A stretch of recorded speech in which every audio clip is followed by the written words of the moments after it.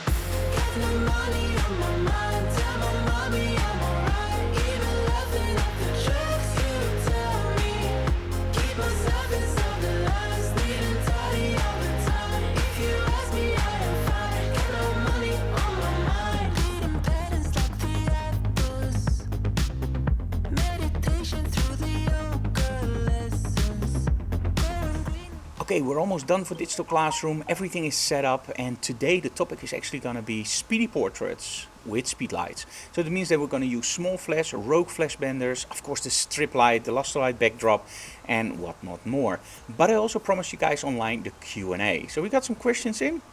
Let's start with one that gets asked a lot.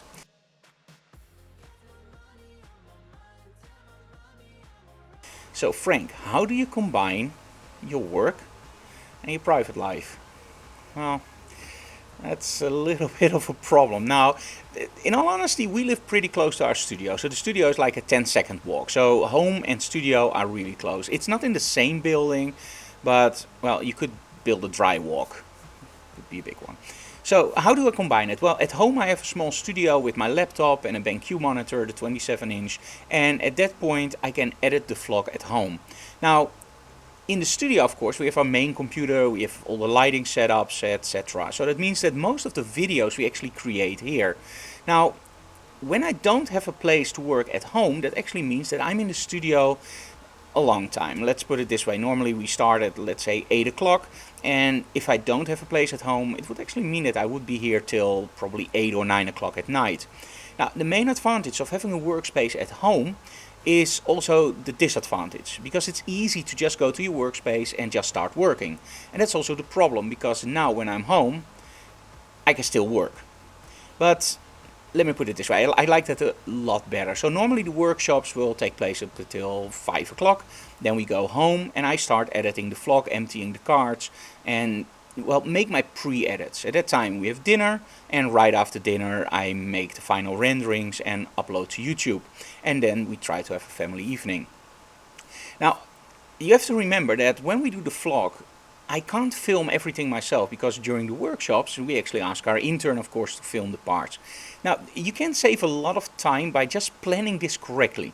So what I always ask them is, okay, if you film, only film segments of like a maximum of 3 or 4 seconds. Because that makes it way easier for me to edit. Now, it also makes it harder, because if he misses the shot, it means that my whole scene is actually gone.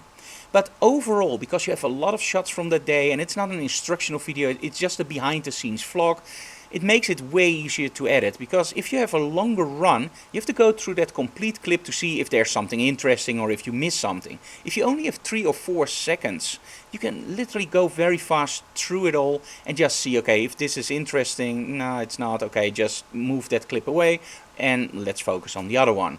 So we just throw all the clips on the timeline and then I start editing. Now, how do you start editing? We try to edit on the music. So I find a piece of music that I find fitting for that day, and then I just start editing in Premiere or Resolve or whatever kind of software you use, and then just make your cuts. And that's the easiest and fastest way. Now, I try to render during dinner, because rendering takes a long time. It can take up to 20 or 30 minutes depending on the size of the clip.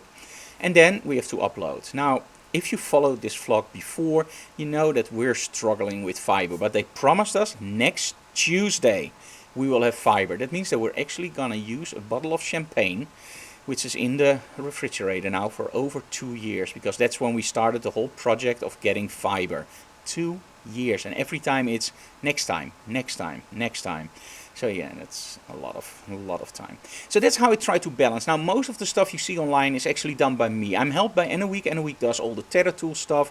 Enoweek does all the planning for the workshops, finds location with a good friend of us, and it's a team effort. So without good friends, without a team, without Enoweek, it's very hard to run the business. But most of the stuff you see online is all edited by me, and it means that I have to delegate, so I have to tell other people what to do. That's the only way, well, first to keep sane, and the other way is to keep actually time for everything else. Now, connected to that question, there's always this question like, how can I become famous, or how can I become a great photographer? How can I make my living out of this? I can tell you now already, if you want to make a living for family or newborns or weddings, just forget about it. The market is overflowing with photographers, and you can call them weekend warriors, you can call them amateurs, you can call them bread thieves, or whatever the expression is, but it's overflowing with people. So the best way to make sure that your name comes up on top is do everything with a big passion.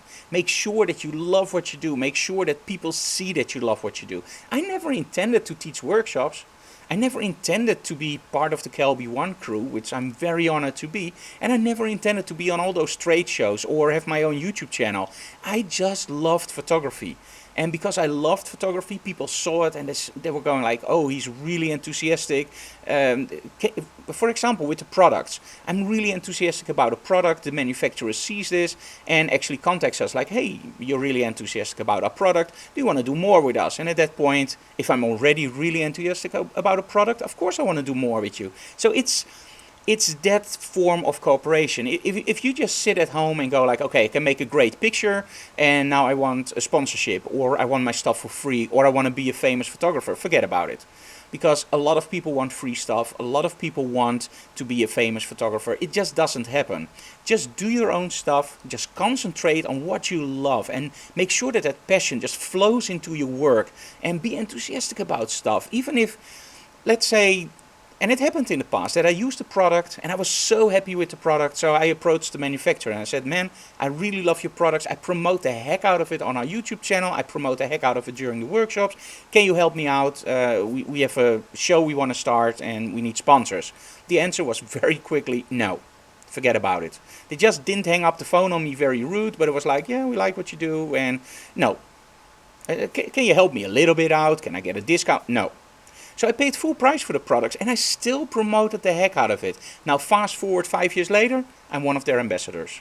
So just keep doing what you do, because I kept being enthusiastic about that product. They kept seeing the videos and they heard from a lot of people like, hey, you know that Frank really promotes your product, you know, he's a great teacher. And they started looking at me, and at one point it just happened. At the moment I didn't expect it anymore from that company. So just be enthusiastic. That's the best tip I can give you guys. Okay, so those are the two questions, and sorry I took a little bit more to explain it, but I think it's important questions, you know. A lot of people struggle with this. You already have a busy job, and maybe you hate your job, or maybe you like your job, but not that much, and you want to do something else. Just don't gamble everything away. Make sure that you keep that steady flow of income, and then just build your photography business next to it. And by the way, if you have a 9-to-5 mentality, forget about it. It's never gonna work. We have a 24/7 mentality, and it means that I can take some days off, but it also means that if that's not possible, there have been months where I didn't have one day off, for the very simple reason we work constantly. And there have been months where I'm actually able to just say, you know what, this month, no workshops, no engagements. The only thing we're gonna do is just create some videos for YouTube, and if I don't feel like it, then I don't do it. But that's a luxury, and it actually never happens often. So okay, I'm gonna power up the 4G modem, because we still have to do this one with 4Gs, but let's hope that next time it will be fiber, and you will see a lot of difference when we are switching to fiber. And then it's time for another episode of Digital Classroom, the live stream straight from our studio in Emmeloord. I hope you're gonna enjoy this episode. It's gonna be challenging. Small strobes, speedy portraits with Rosa. It's gonna be fun.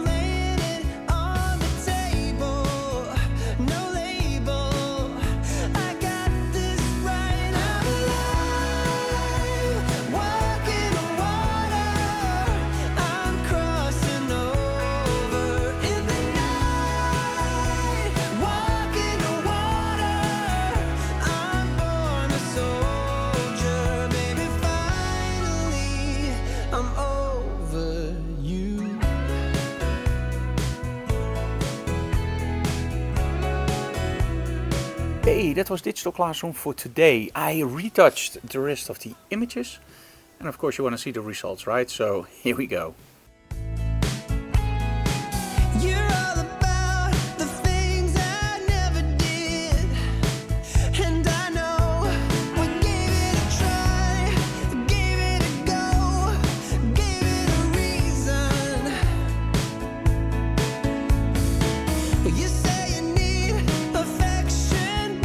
I hope you like those images, and of course I hope you like Digital Classroom. Hey, for today I'm signing off. Next Behind the Closed Doors will be on Saturday with the workshop Classical Lighting.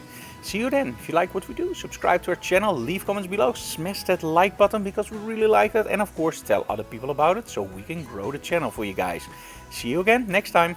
Bye bye.